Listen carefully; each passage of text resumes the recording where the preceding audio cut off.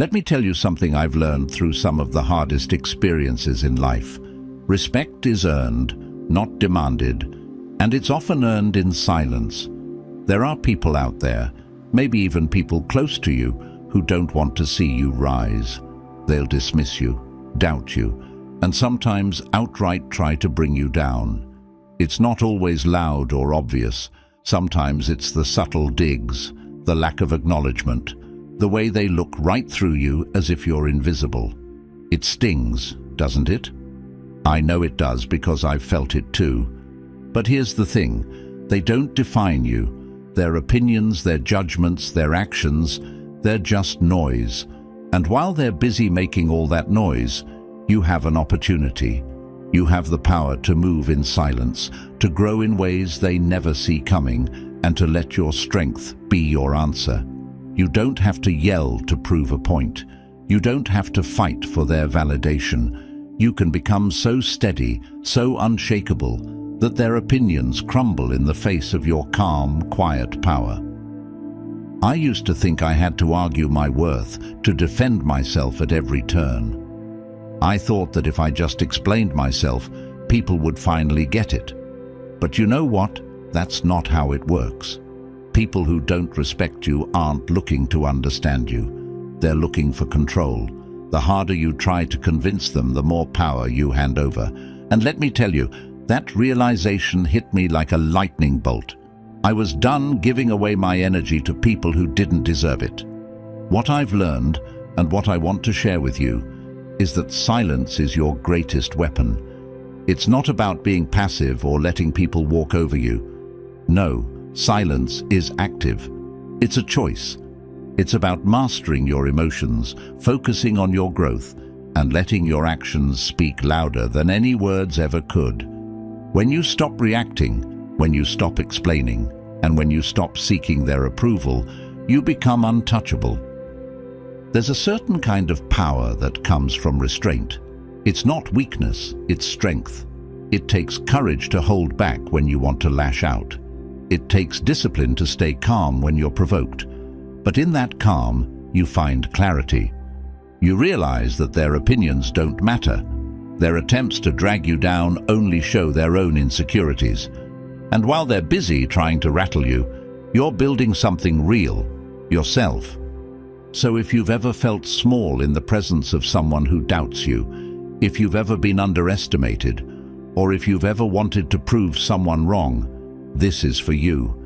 It's time to stop fighting battles that don't serve you and start walking a path they can't follow. Because when you master yourself, you don't just win, you become unstoppable. Let's take that first step together. Let me ask you this.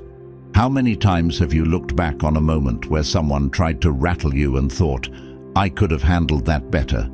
For most of us, it's more times than we'd like to admit. There's something about confrontation, criticism, or provocation that pulls at us, like a string tied to our emotions. And when we react impulsively, it feels like handing that string over to someone else. But there's another way, a better way, a way that lets you hold on to your power and your peace, no matter what's thrown at you. This isn't about staying quiet because you're afraid or unsure. It's about learning to channel your silence into strength. Silence, when chosen deliberately, is not an absence of power, it's an abundance of it. I know this because I've seen its impact, both in my life and in the lives of others.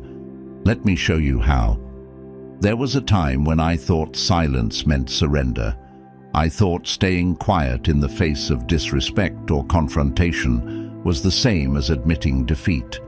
But life has a way of teaching you what words can't, and one of the greatest lessons I've learned is that silence can be the loudest statement you'll ever make. Silence, when backed by strength and composure, is disarming.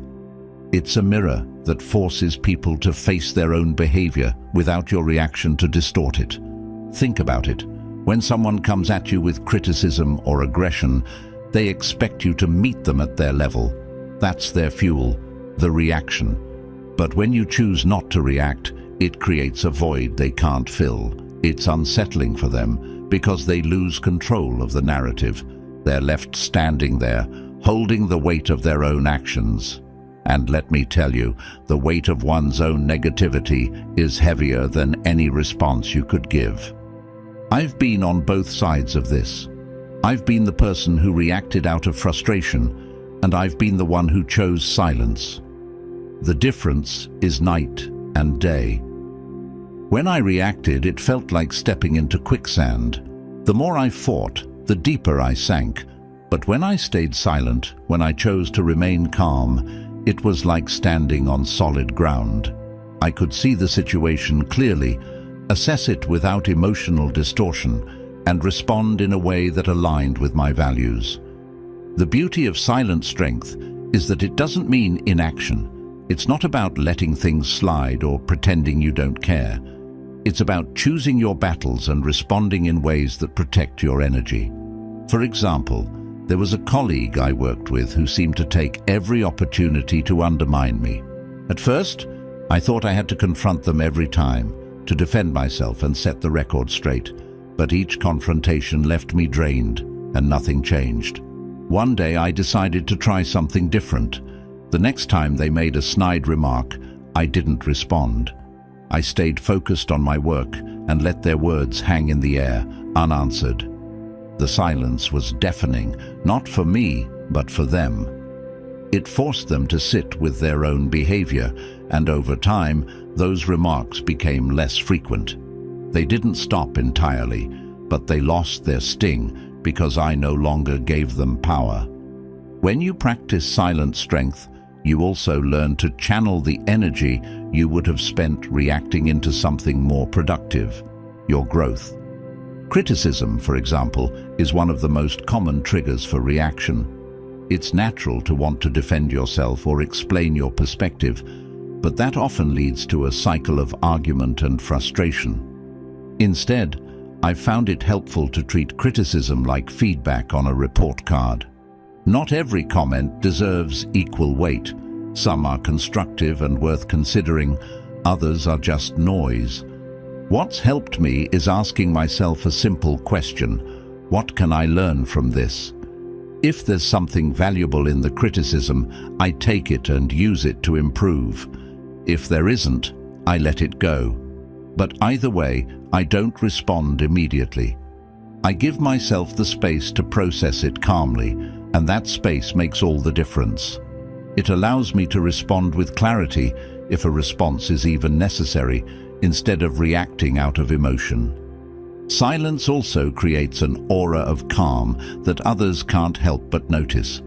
It's not just about what you don't say, it's about the energy you project. When you remain composed in the face of chaos, you become a source of stability. People respect that, even if they don't say it outright. And those who seek to provoke you, they often retreat because they realize they can't shake you. This composure doesn't come overnight. It's a skill, like any other, and it takes practice. One of the things I've found helpful is what I call the pause. The pause is that brief moment between stimulus and response, where you take a breath and decide how to proceed. It sounds simple, but it's incredibly powerful. That pause has saved me from saying things I'd regret and reacting in ways that wouldn't serve me. Over time, the pause becomes second nature. It becomes a part of who you are, and it reinforces your sense of control. And when you're in control of yourself, nothing and no one can control you. That's the essence of silent strength, holding on to your power, even in the face of provocation. I want to leave you with this. Silent strength isn't about winning or losing. It's about maintaining your peace and protecting your energy.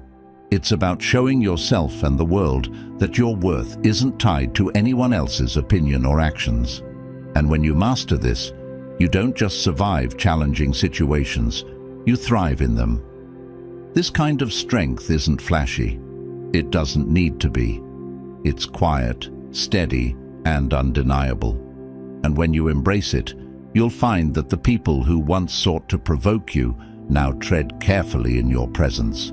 Not because you've changed them, but because you've changed how you respond. And that changes everything. Let me share something I've learned the hard way. Reacting to every insult, every slight, every dig, no matter how tempting it feels, rarely leads to anything worthwhile. In fact, it often does the opposite. It drains you, leaves you frustrated, and hands control to the very people trying to get under your skin. But when you refuse to react, when you let silence take the lead, you're not just taking the high road, you're taking back your power. And let me tell you, there's a profound strength in choosing not to play their game. Silence isn't just the absence of words. It's a decision, a strategy, and one of the most powerful tools you'll ever have in dealing with difficult people. When you master non-reaction, you're not ignoring the situation, you're owning it. You're setting the terms, controlling the narrative, and preserving your dignity in a way that words never could. When someone tries to provoke you, their goal isn't always the surface-level insult or disagreement. It's deeper than that. What they're really trying to do is pull you into their world, their emotions, and their chaos. Reacting is like stepping into quicksand. Every movement, every word you say in response only pulls you in further. But silence? Silence is stepping back and watching from solid ground. It's refusing to sink into the mess they've created. The beauty of non-reaction lies in the unexpected. People are conditioned to expect a response. When they criticize, they expect defensiveness. When they provoke, they anticipate anger. But when you meet their aggression with calm, their insults with stillness, it throws them off balance.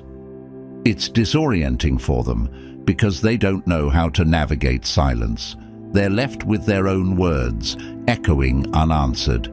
And often, that echo is enough to make them question themselves. I've been in situations where I could feel the tension rising, where someone was clearly trying to get a rise out of me.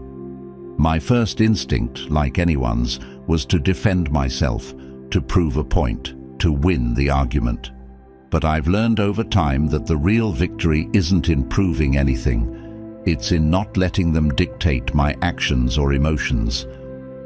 The moment I stopped reacting, I realized something incredible. Their power over me vanished. They weren't in control of the situation anymore. I was. Choosing silence doesn't mean you're weak or passive. It's the opposite. It takes immense strength to hold your tongue, to stay calm when someone is trying to provoke you. But that strength is what sets you apart. It's what keeps you grounded while others lose their footing. And when you stay grounded, you're untouchable. This isn't about avoidance or pretending the problem doesn't exist. It's about responding on your terms, in your time, and only when it serves you. Silence allows you to process the situation without the noise of emotion clouding your judgment. It creates space to think clearly, to evaluate what's happening, and to decide what, if anything, needs to be said. And more often than not, you'll find that silence is all that's needed. There's a reason Stoics valued this kind of restraint so deeply. Marcus Aurelius said, "You have power over your mind, not outside events. Realize this, and you will find strength." Those words have stayed with me. They remind me that no matter how chaotic the world around me gets, I am always in control of my response. And sometimes, the most powerful response is no response at all. One of the most important lessons I've learned about silence is its ability to expose others. When you react, you give them a reason to escalate.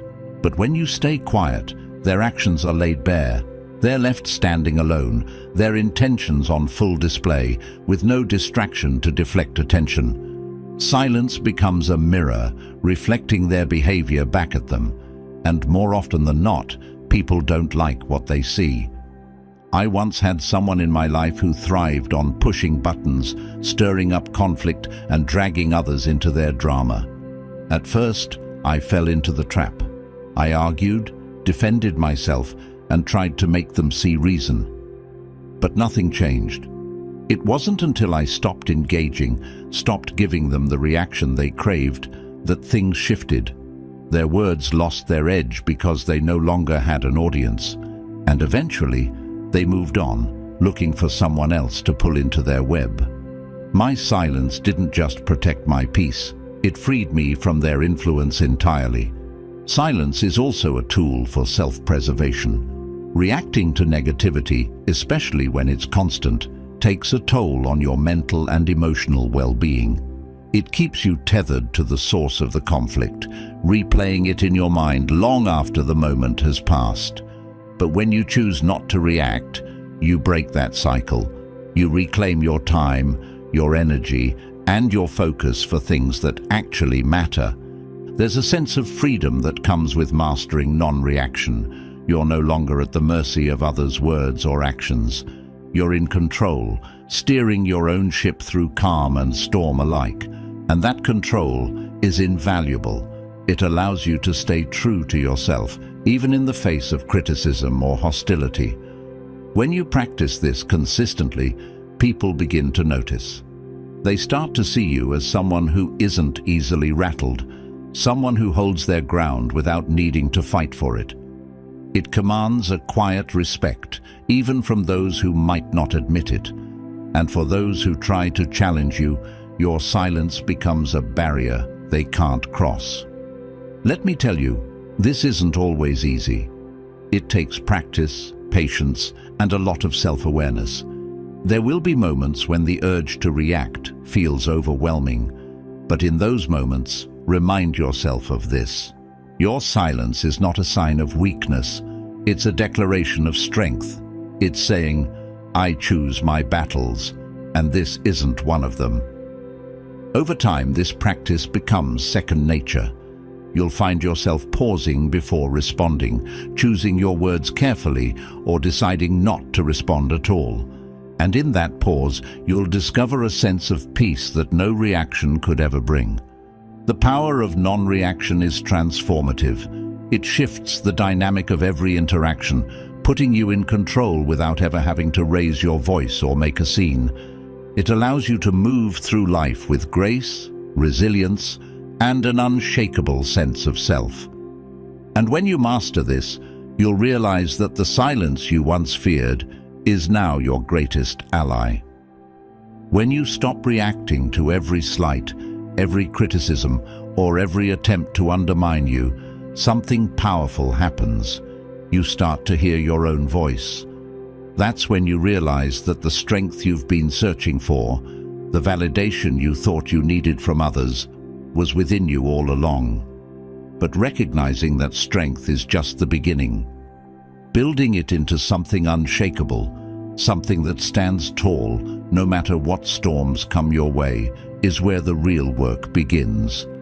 Inner confidence doesn't just appear one day, it's cultivated. It's built piece by piece, like a fortress designed to protect and sustain you. And let me tell you, this fortress isn't built with approval from others. It's built with your own commitment to your growth, your focus on your goals, and your refusal to let doubt, yours or anyone else's, determine your worth. Confidence starts with knowing who you are, not who others expect you to be. I can't count the number of times I let my confidence waver because I was chasing someone else's definition of success or trying to live up to their expectations. It's exhausting and, frankly, impossible. You'll never satisfy everyone, and trying to will only pull you further from your authentic self. The turning point for me was when I asked myself, what do I value? And what do I want to achieve? That clarity gave me direction. It helped me realize that my self-worth isn't tied to others' opinions, but to how aligned I am with my own values and goals. One of the most important lessons I've learned is that confidence grows through action. You can't sit around waiting to feel confident before you take a step forward. It works the other way around. Every time you commit to a goal and follow through, no matter how small, you're proving to yourself that you're capable. It's like laying another brick in that fortress of confidence. Even when you stumble, even when things don't go perfectly, The act of trying builds resilience. It tells your mind, I can handle this. I can keep going. I've also learned that confidence thrives on self-acknowledgement. We're often quick to criticize ourselves, to replay mistakes in our minds, but how often do we celebrate our wins? Not just the big ones, but the small victories that make up our daily lives. Acknowledging your progress, no matter how incremental, reinforces the belief that you're capable. It's not arrogance, it's self-respect. And the more you respect yourself, the less you'll seek it from others. Let me be clear, building inner confidence isn't about ignoring your weaknesses or pretending you have it all figured out. It's about owning your strengths and understanding that your worth isn't diminished by your imperfections. In fact, embracing your flaws is part of what makes confidence real. When you're not trying to hide or compensate for them, you project authenticity. And authenticity is magnetic. People are drawn to those who are comfortable in their own skin because it's rare and refreshing. Silence plays a critical role in this process. When you stop filling every moment with words to justify, explain, or prove yourself, you create space for something deeper. That space allows you to reflect, to listen to your inner voice, and to strengthen it. Silence also sends a message. It shows that you don't need external validation to feel secure. When you're silent in the face of doubt or criticism, it's not because you have nothing to say. It's because you know you don't need to say it. Your actions and your confidence speak for themselves. There's another layer to this that's often overlooked: the power of setting boundaries. Confidence isn't just about how you see yourself, it's about how you allow others to treat you. When you set clear boundaries and enforce them, you're sending a powerful message: I value myself, and I won't accept anything less than respect. Setting boundaries isn't always easy, especially if you're used to being a people pleaser or avoiding conflict. But every time you stand firm, you reinforce your own worth, and others take notice. Confidence isn't loud, it's consistent, and boundaries are one of the most consistent ways to demonstrate self-respect. Focusing on your strengths is another cornerstone of inner confidence. Too often we dwell on what we lack, comparing ourselves to others and magnifying our shortcomings. But what if you flipped that script? What if you made it a daily habit to focus on what you're good at, what you've accomplished, and what you're proud of? This isn't about ignoring areas for improvement. It's about creating a balanced perspective. When you give your strengths the attention they deserve, you build a foundation of confidence that makes tackling your weaknesses less daunting. I want to share something that's helped me tremendously: staying committed to my goals even when doubt creeps in. Doubt is natural, it's part of being human, but it doesn't have to control you. I've found that when I focus on the process rather than the outcome, I stay grounded. It's not about achieving perfection. It's about showing up every day and giving my best effort. That consistency builds trust in myself, and trust is the bedrock of confidence. There's also incredible power in surrounding yourself with positivity. Confidence is contagious, and when you're around people who uplift and encourage you, it reinforces your belief in yourself. On the flip side, limiting time with those who drain your energy or undermine your worth is equally important. This doesn't mean cutting everyone out of your life, but it does mean being intentional about the relationships you nurture. Choose to invest in connections that align with your values and support your growth. Confidence is about perspective. Life is full of challenges, and it's easy to let setbacks shake your sense of self. But every challenge is an opportunity to learn and grow. When you shift your perspective from "why is this happening to me" to "what can I learn from this?" you reclaim your power. Confidence isn't about having all the answers. It's about trusting yourself to find them, no matter what life throws your way. The beauty of building inner confidence is that it's a journey, not a destination. Every step you take, every choice you make to prioritize your growth strengthens that fortress. And once it's built, it's not just a shelter for you, it's a beacon for others. People will see your confidence, your calm, your unshakable sense of self, and they'll respect it, whether they admit it or not. More importantly, you'll respect it. And that, my friends, is the foundation for a life lived on your terms. When you start to build unshakable inner confidence, something remarkable happens. Criticism no longer feels like an attack. Instead, it becomes an opportunity. That might sound strange at first, but let me tell you from experience, it's one of the most liberating shifts you can make.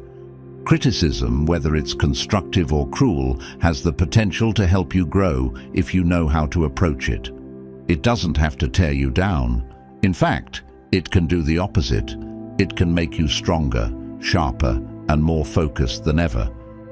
I've learned that how you handle criticism says more about your strength than the words ever could. It's easy to get defensive, to argue, or to dismiss what someone says. But when you pause, reflect, and decide to use it as fuel for improvement, you're taking back control. You're choosing growth over ego, progress over pride.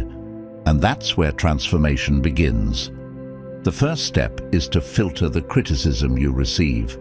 Not every piece of feedback deserves the same level of attention. Some come from a place of care, while others are born out of bitterness or jealousy. It's important to ask yourself, does this person have my best interests at heart? And is there truth in what they're saying? If the answer to either question is yes, then it's worth reflecting on. But if the feedback is baseless or clearly meant to harm, you have the right to let it go without guilt. Learning to distinguish between the two takes practice, but it's essential for protecting your peace while still remaining open to growth. I remember a time when I received harsh criticism from someone I respected. At first, it stung. It felt personal. But as I sat with it, I realized there was a kernel of truth in their words, even if their delivery could have been better. Instead of letting the sting of their tone shut me down, I focused on what I could learn from the feedback. That mindset shift allowed me to make changes that ultimately made me better at what I do.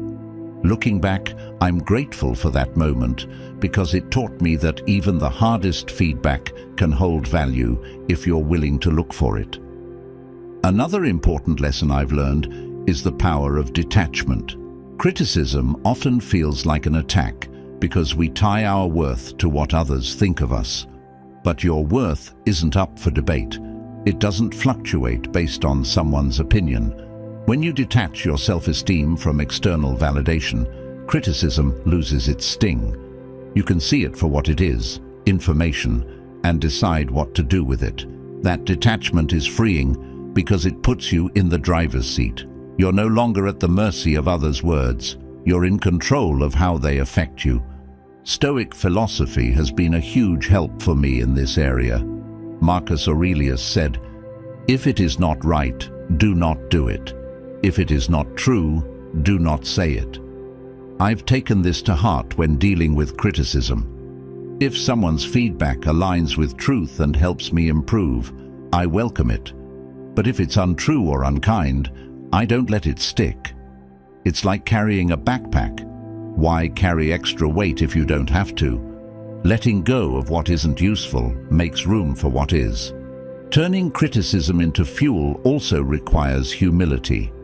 That word often gets misunderstood. Humility isn't about shrinking yourself or letting others walk over you. It's about being open to learning and admitting that you don't have all the answers.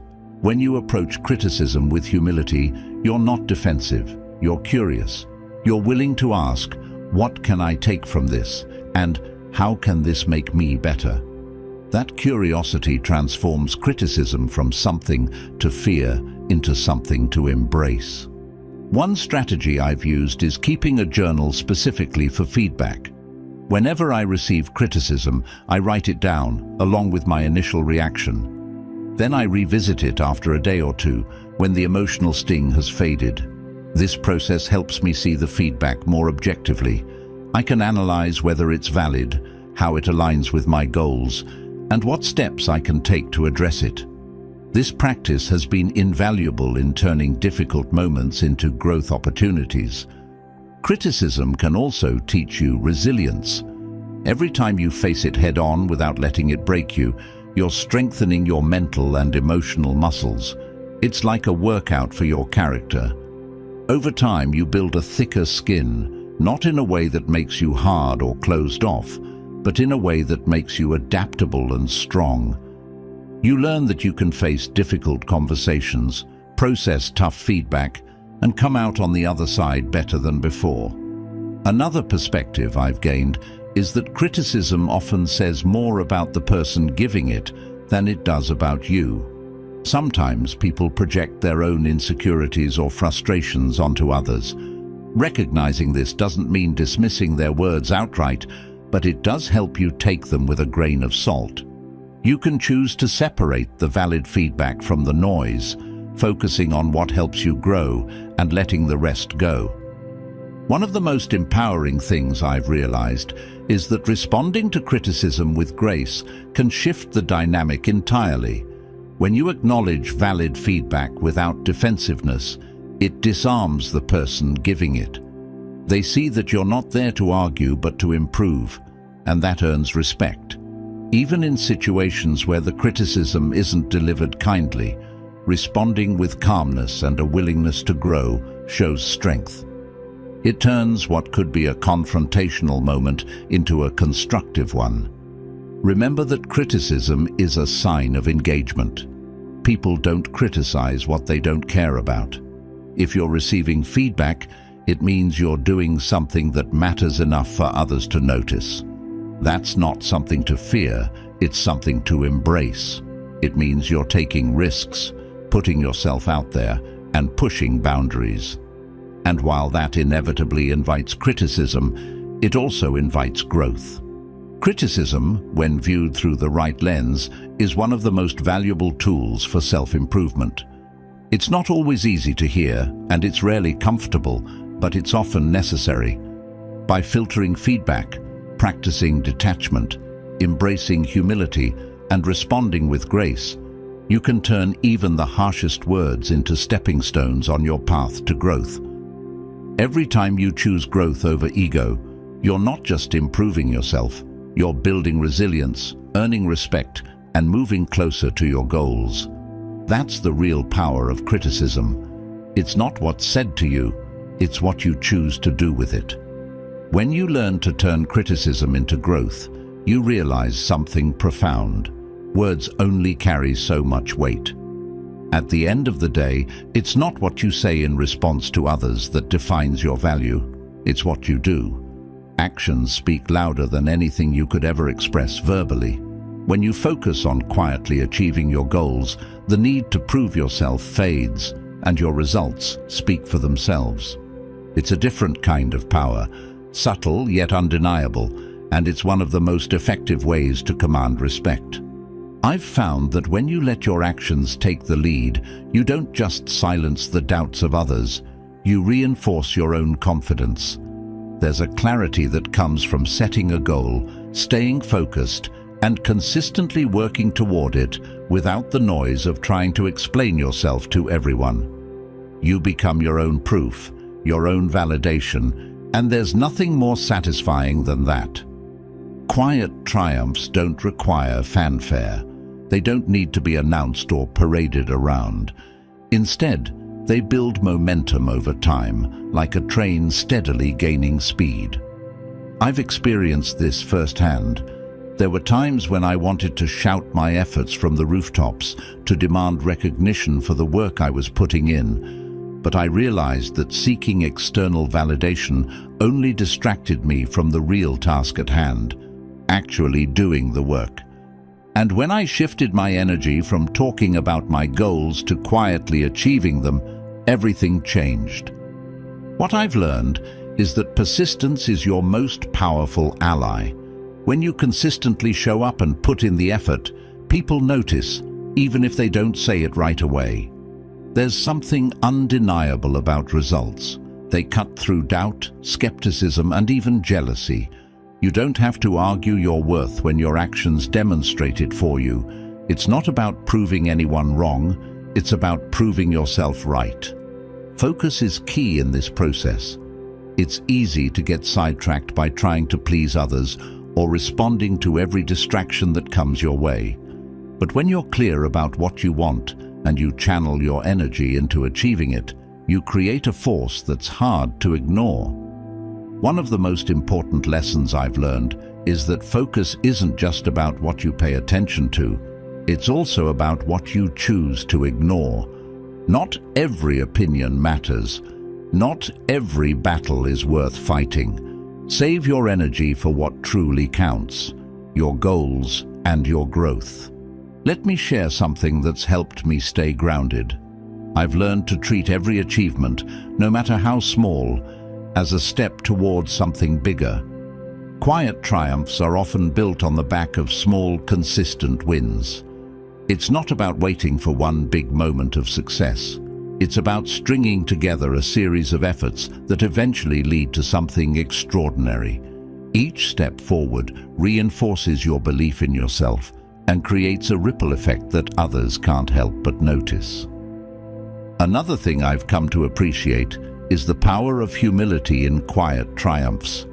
When you achieve something significant, it can be tempting to shout it from the rooftops. But I've found that staying humble and letting your work speak for itself often has a greater impact. It's not about hiding your success, it's about allowing it to stand on its own. Humility doesn't diminish your achievements. It amplifies them because it shows that you're grounded and focused on what truly matters. Quiet triumphs also teach you patience. Success rarely happens overnight, and the path to achieving your goals is often filled with challenges and setbacks. But when you're committed to the process, you learn to see these obstacles as part of the journey rather than roadblocks. Each setback becomes an opportunity to adjust, improve, and grow stronger. And when you finally reach your goal, the satisfaction is unmatched, because you know how much persistence and resilience it took to get there. One of the most powerful aspects of letting your actions speak is the way it changes how others perceive you. When you achieve something quietly, without the need for validation or attention, it creates a sense of intrigue. People start to notice your growth, your progress, and your results without you having to point them out. And often those who doubted you the most are the ones who are left the most surprised.